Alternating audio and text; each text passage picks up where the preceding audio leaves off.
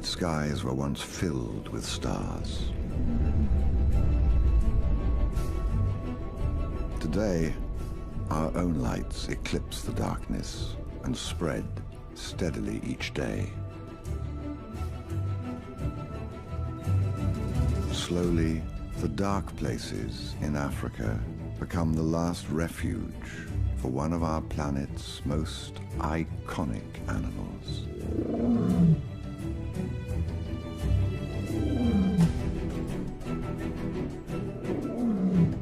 "50 years ago, 450,000 lions lived here, and today there may be as few as 20,000.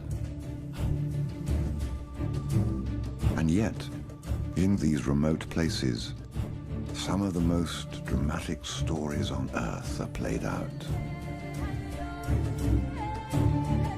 They are harsh, sometimes violent, never malicious, and always real. This is a story of some of the last wild lions on Earth.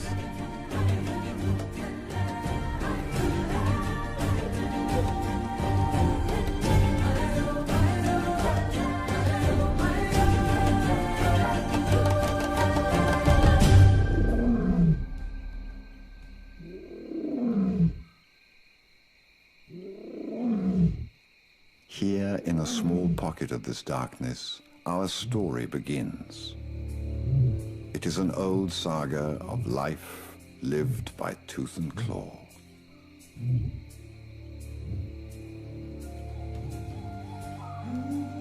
A lioness in perfect condition.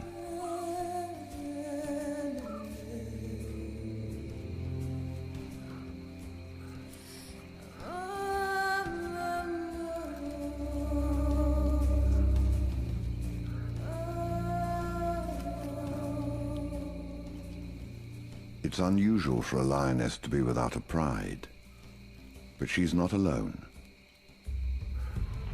She has a mate, her companion and protector, and the father of her cubs. The beginnings of a new pride for this unspoiled land deep in Botswana.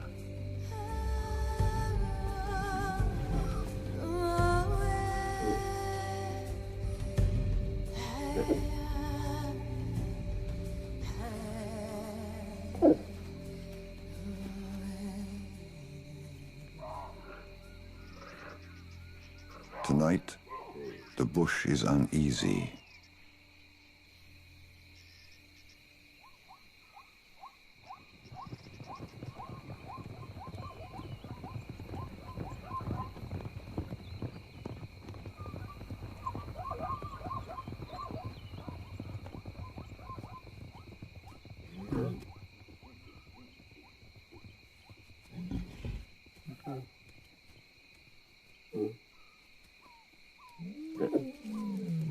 The distant calls they've been hearing for some time are getting closer. It puts them on edge.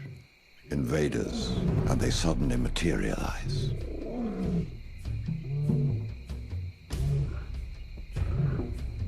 Lions from the north, forced here by the relentless encroachment of man.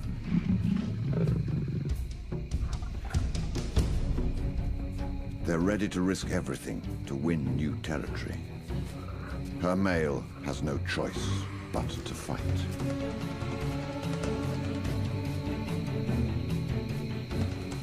It's a battle that could change the bloodlines here forever.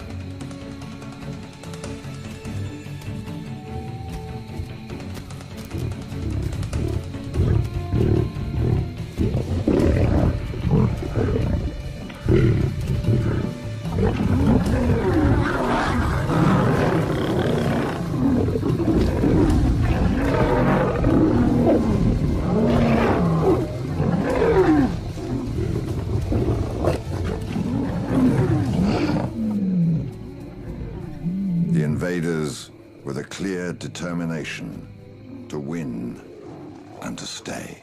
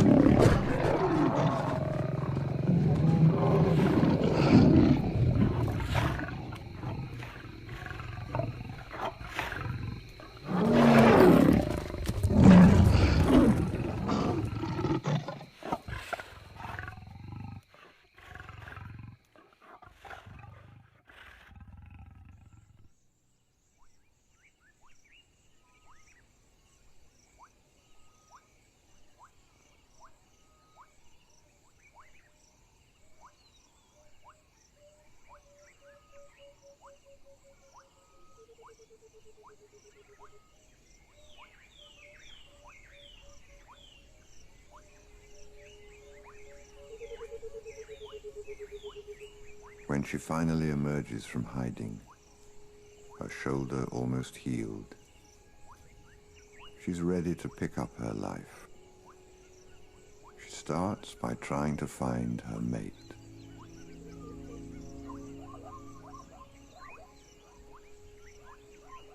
Every sound makes her freeze.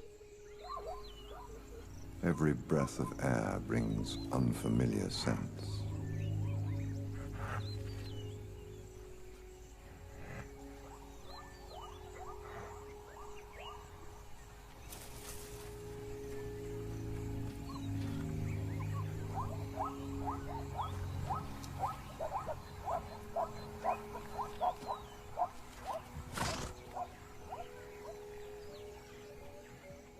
Until she finds him, she is a fugitive in her own land.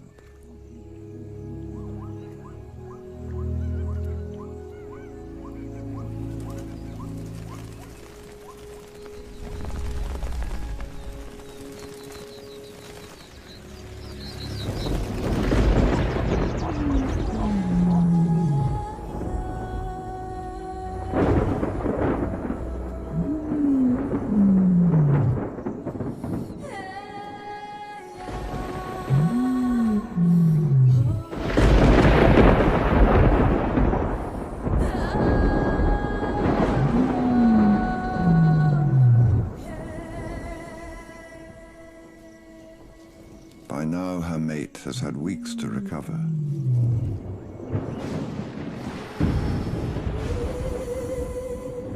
He should be answering her calls.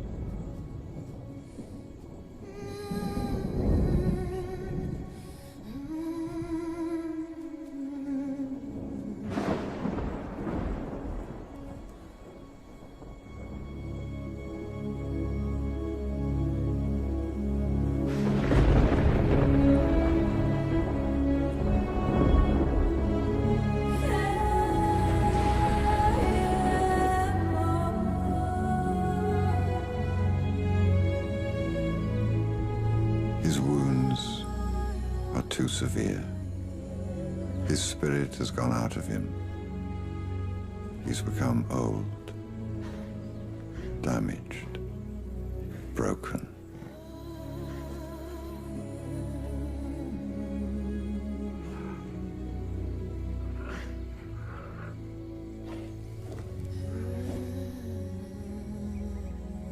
His reign is over. There are new rulers now. To survive here, she will have to submit to these new masters. But until the newcomers detect her presence, she still has a choice.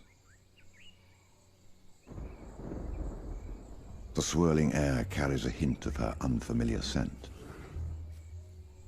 The hunt begins.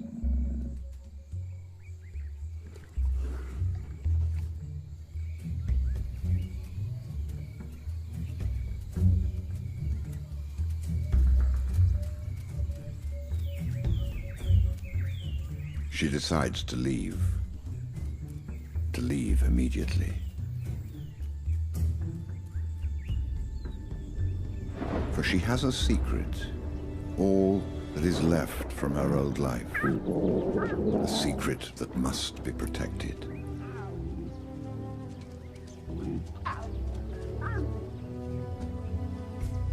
This will be her life now, to secure the survival of her cubs.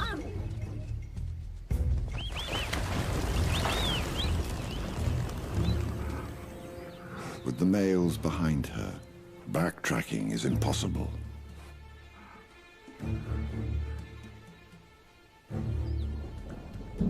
The females of the marauding pride, blocking her escape to the west.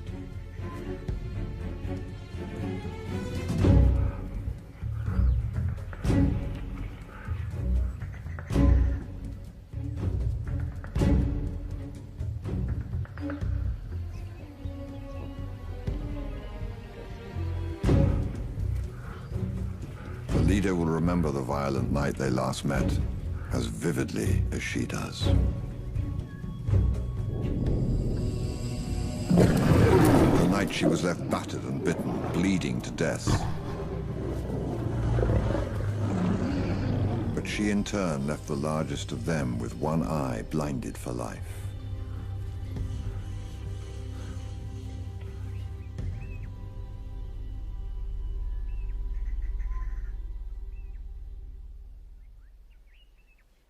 It's a wound the silver-eyed leader of the pride will never forget.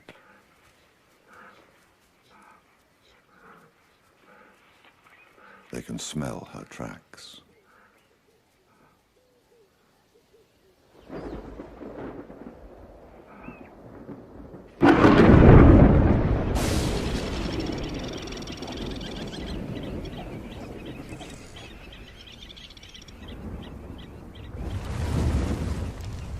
The storm ignites the bush, and she's trapped. Now she must choose. North towards the villages and people, or south along the fire line to an even more daunting obstacle for her, the swollen river.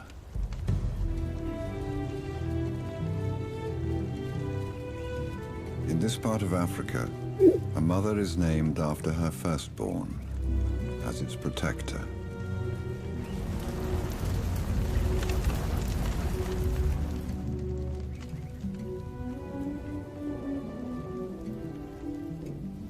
He was always just a little smaller than the other two. Slower. Prone to getting lost.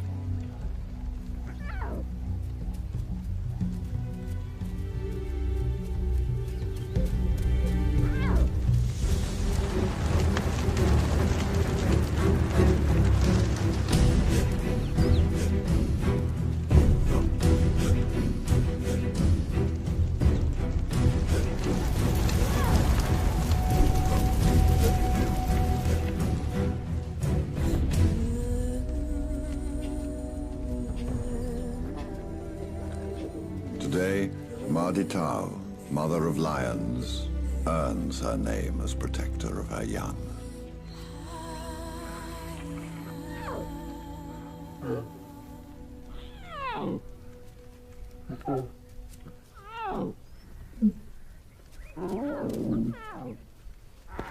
As the smallest, he must get used to being constantly bullied. It'll either build him up or wear him out.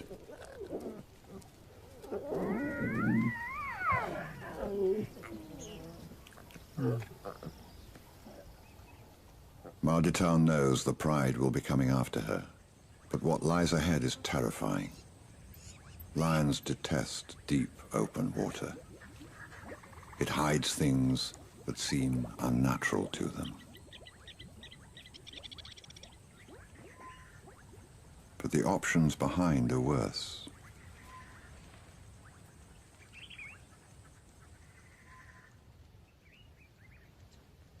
If she stays to fight, the male lions will kill her cubs. It's their instinct to wipe the face of the earth clean of the old male's genes. She must make her decision now.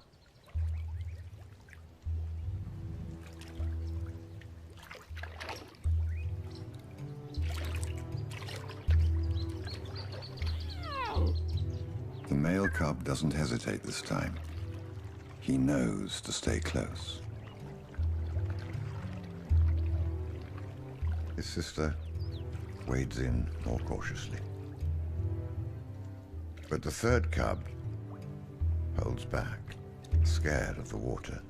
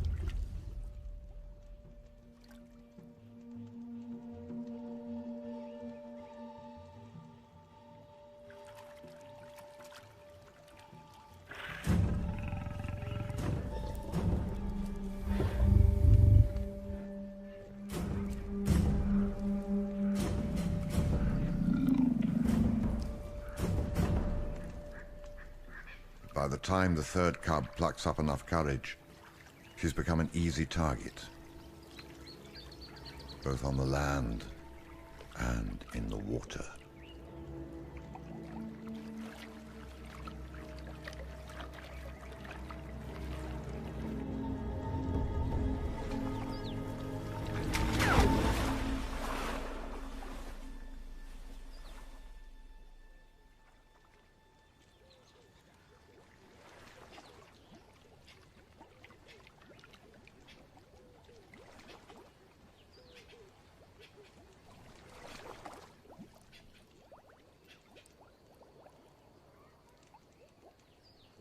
The males turn back into their newly won territory, satisfied that she and her cubs have been expelled forever.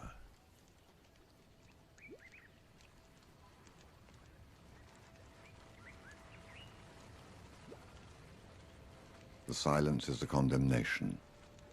Marditau the Protector has failed for the first time as a mother.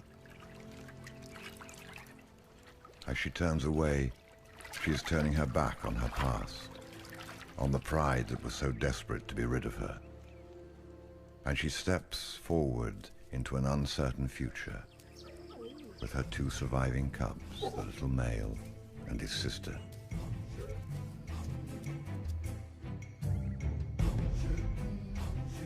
The battle for the territory has been decided. Marditau and her cubs have escaped to an almost deserted island in the swamp, the only lions on this vast, isolated wilderness called Duba, in the middle of the Okavango Delta.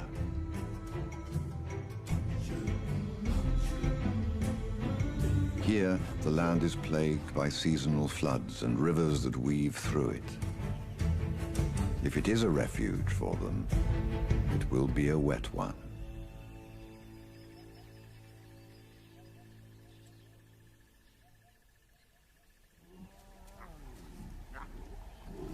A few weeks have passed. Food has been scarce, but there are still no signs of other lions, and they're starting to feel safe at last. The smaller cub has gained renewed confidence by being one of just two cubs now. In his heart, he's a hunter, always ready to explore the endless possibilities that lie in wait for a cub with a restless spirit.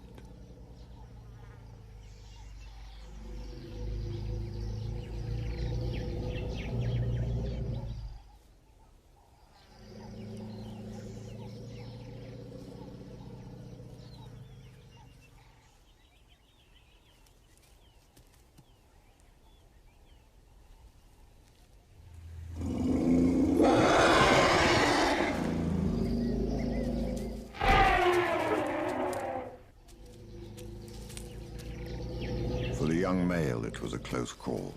He may have thought he so nearly notched up his first kill, but that little hunter's heart did skip a small beat today.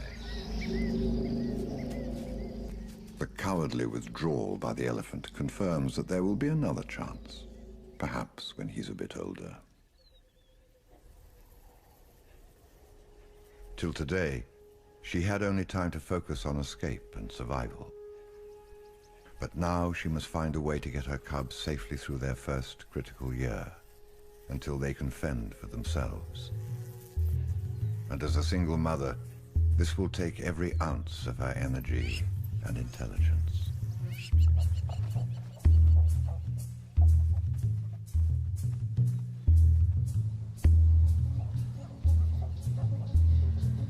The fire and march of human settlements to the north have driven other animal refugees towards the island. Duba is about to change.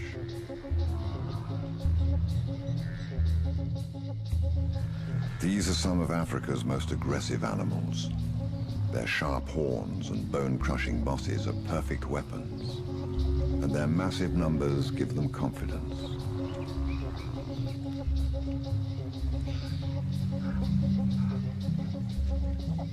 At the head of the herd is one of the most fearsome of them, a scar-faced bull weighing almost a ton.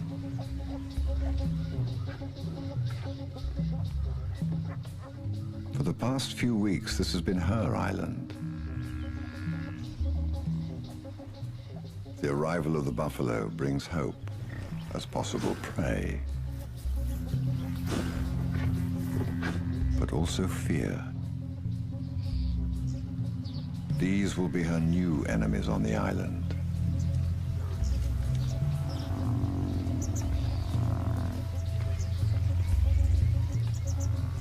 Buffalo are not easy prey. They dislike the scent of lions, and they don't hesitate to attack.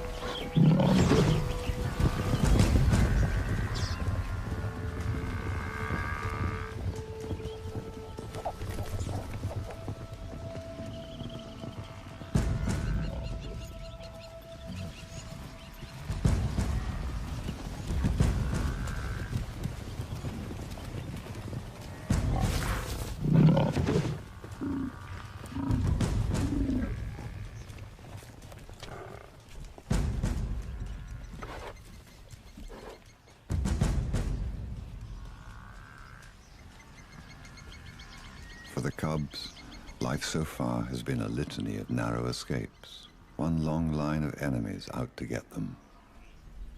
A strange way to start life as king of the beasts.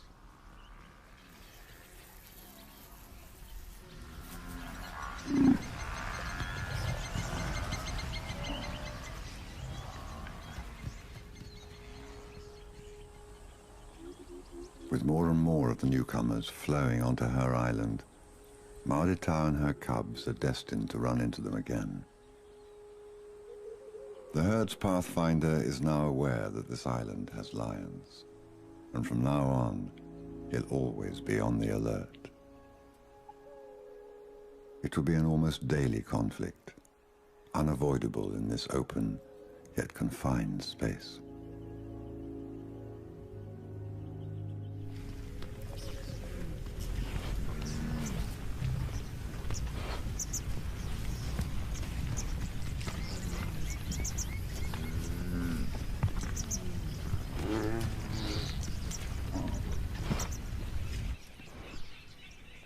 If she's not going to be at their mercy, she will have to learn more about this new presence.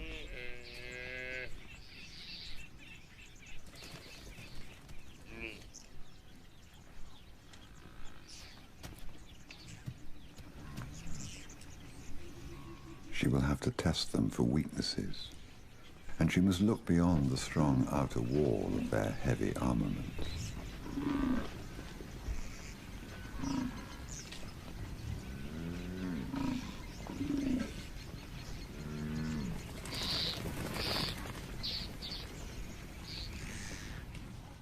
In time, she must become expert at finding those weak points.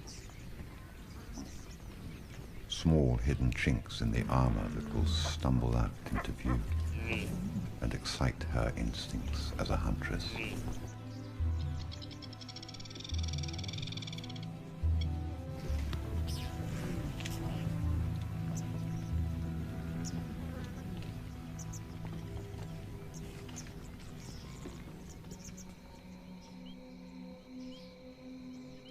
Night is an advantage for her. She can hide in the shadows of a crescent moon and let her eyes brighten to take in her quarry.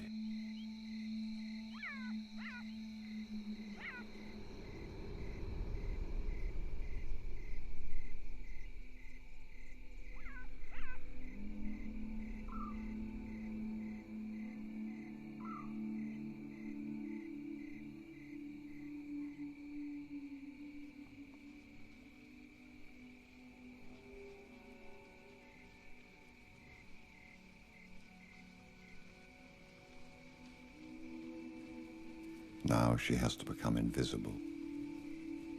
It is what a solitary hunter does best.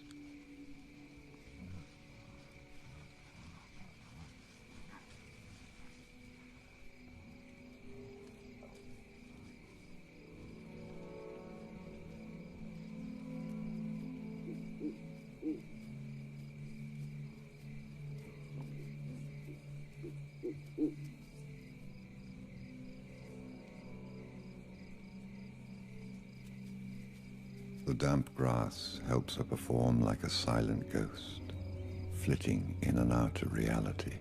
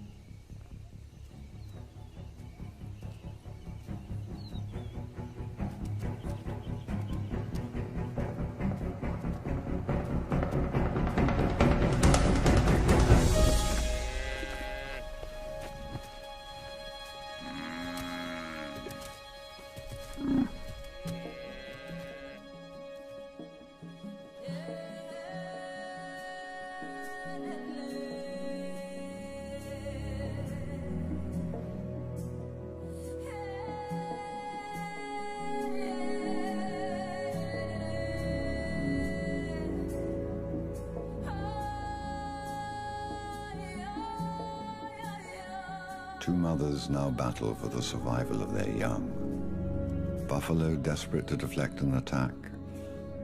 Lioness eager to double back and strike quick fatal blows to earn a meal for her cubs.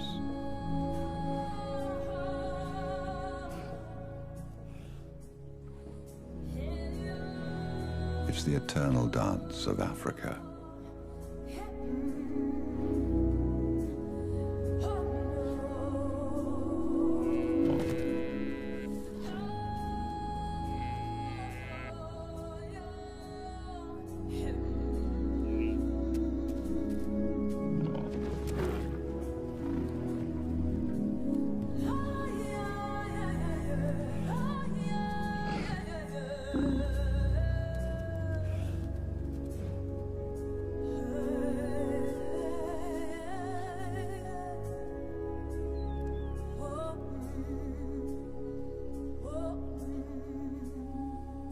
The young lions will go hungry a little longer.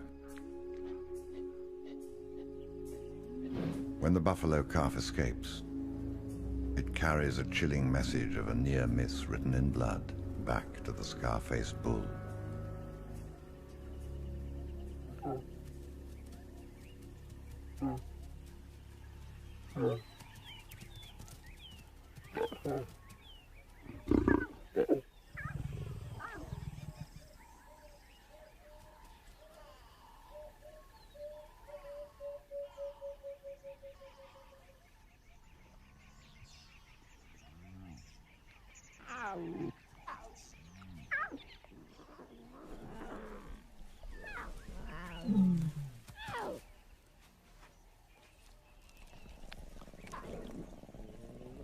It's a race against time.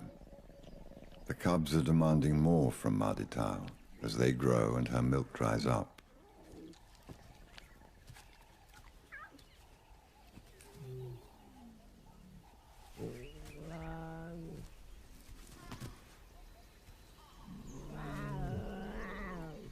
The small male doesn't seem to want to compete. But while he bonds with his mother, his sister grows stronger all the time.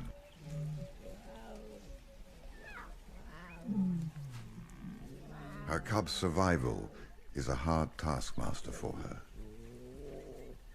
And despite the searing heat and humidity, she forces herself up again, back onto the path of the buffalo. She seems to understand that the herd will provide if she can just crack that code. She has a fresh tactic in mind.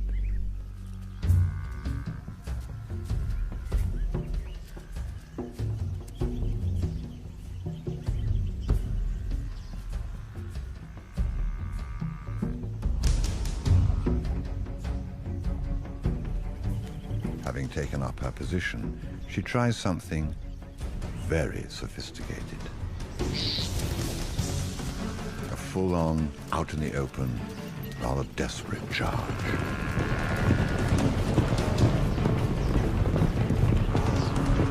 It panics the herd. A lion hunt is as much a mind game as it is a physical explosion of violence. What she doesn't know is that the commotion of the hunt has drawn interest from across the river. Silver Eye.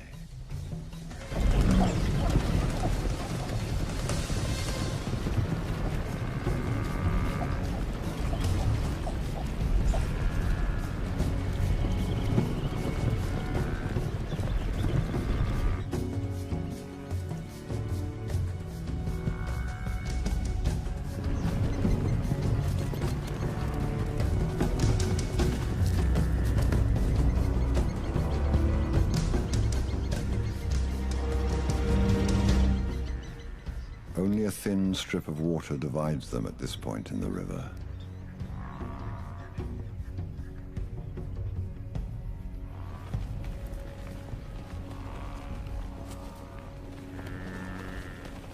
The intensity keeps Maditao focused, perhaps too focused.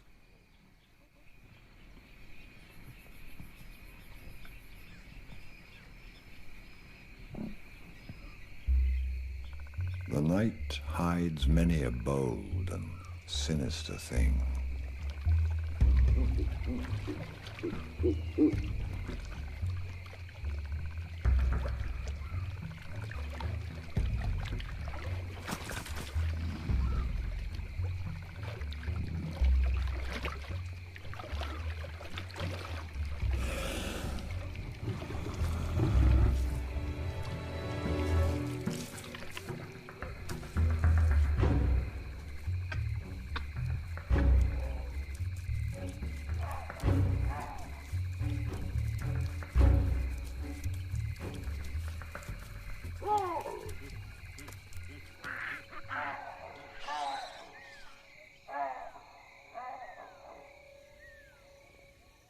Signs of change often come in the slight shift of grass in the breeze, or a hint of a scent that brings disturbing news to Maditao.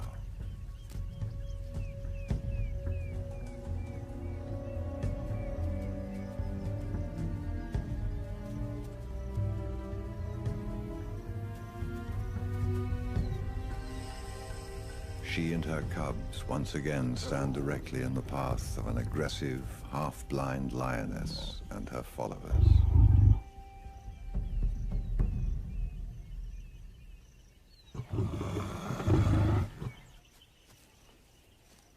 Marditao's hostile warning buys her time against these huge lions, who present a united force, though lack the confidence of her local knowledge.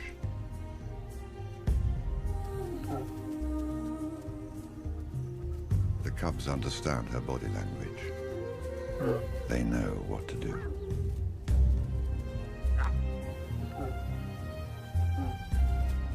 This territory is her last option. There is nowhere else for her to go. If she flees from the island, she'll immediately have to face the males patrolling the far bank. And if she were to avoid them, at the horizon, there are people, villages, guns.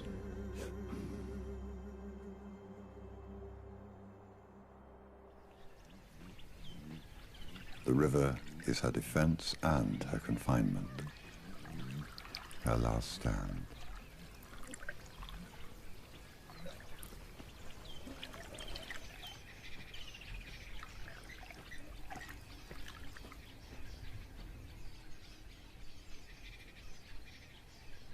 This island lives and breathes by a different set of rules to the rest of Africa.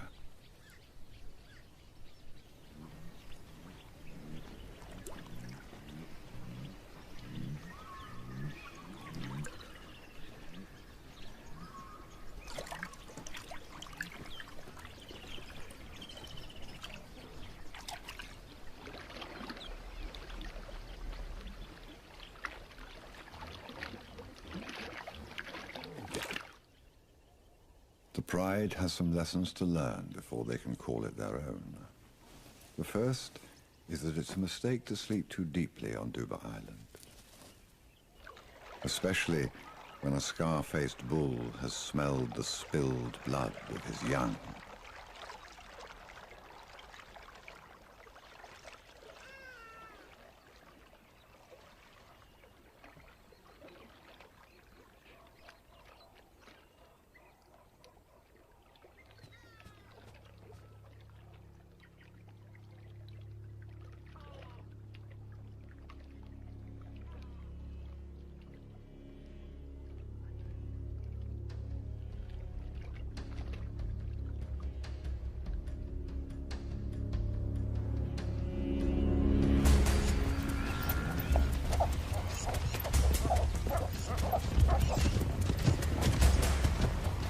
Marditao hears the buffalo attack.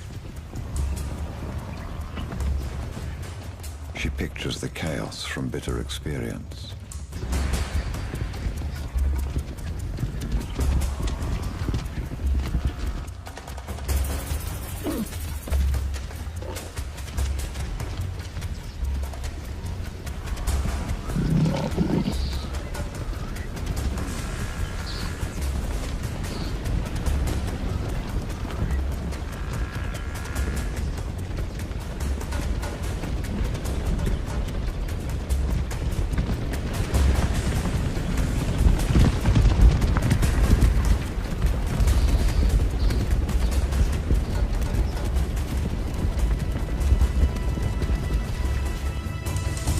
One sound.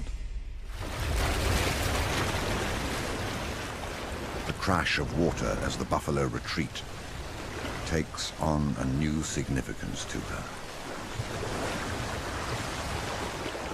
Water. Each crystal clear splash clarifies an idea. Buffalo flee to water to escape. They use it as a protective barrier between themselves and the lions, and yet they still panic, bunch together, and make mistakes.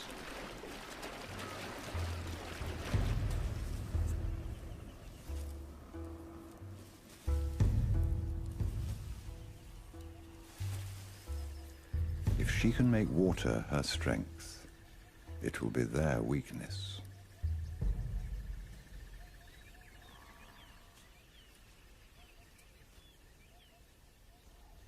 Silvereye has noticed the silent hunter on the move, and what she has left behind in the grass.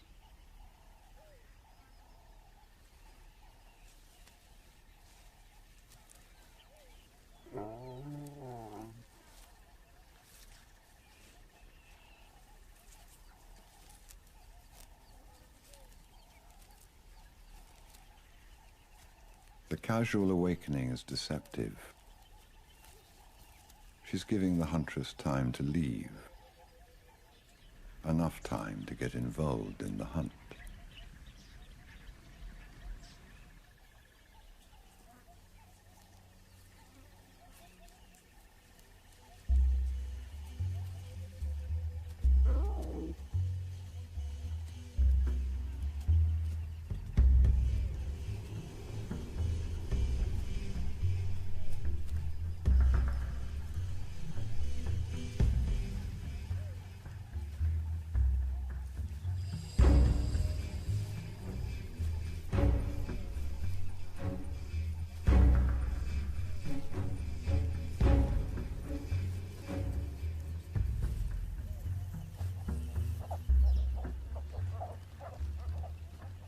Something bothers Mardi Tau for a moment.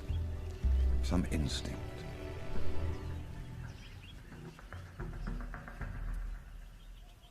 But there seems nothing amiss.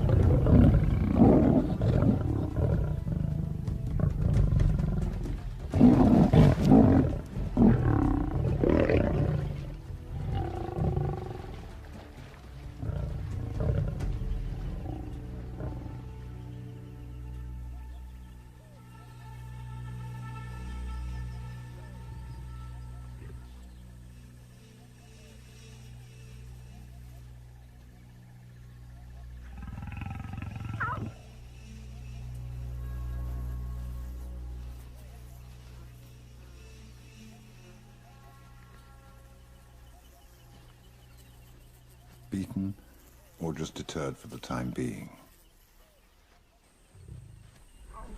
It's a question that would haunt any mother with vulnerable young, driven by conflicting imperatives. To hunt and feed her young, or to stay and protect them.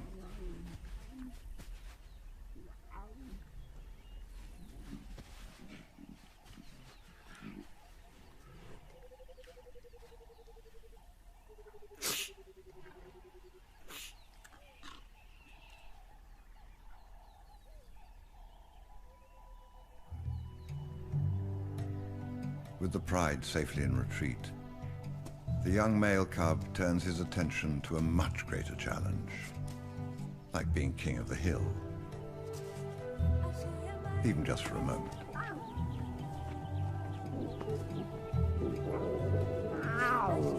For a young lion, being lord of all you survey is almost your birthright. If only one's sister would accept it.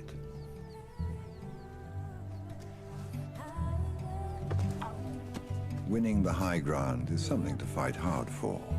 But then, when one's opponent unexpectedly gives up, then the triumph of victory feels a little hollow.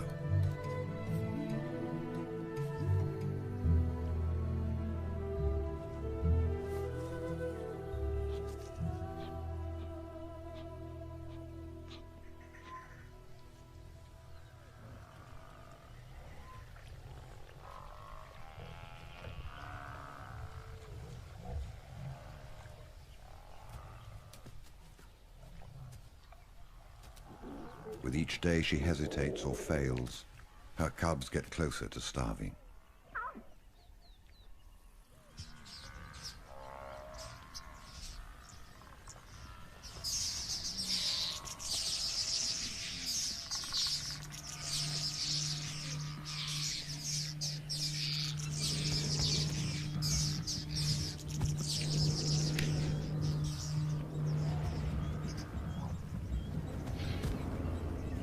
The disturbance is another indication of the sheer power of the scar-faced bull and the aggression of all buffalo.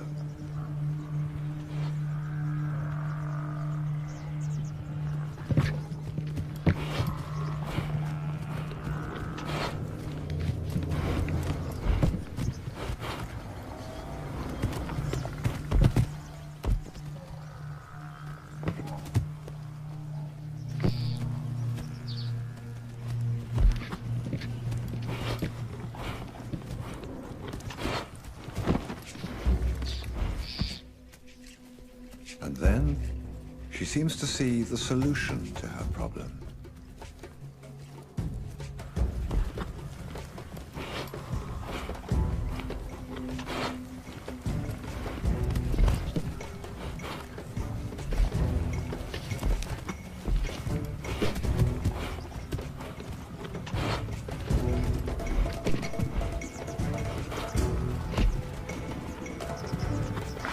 This violent fighting will keep the pride away. If she can move her cubs up close to the herd, but keep them hidden, they will be safe from Silvereye, and Marditau will be able to leave them to hunt again.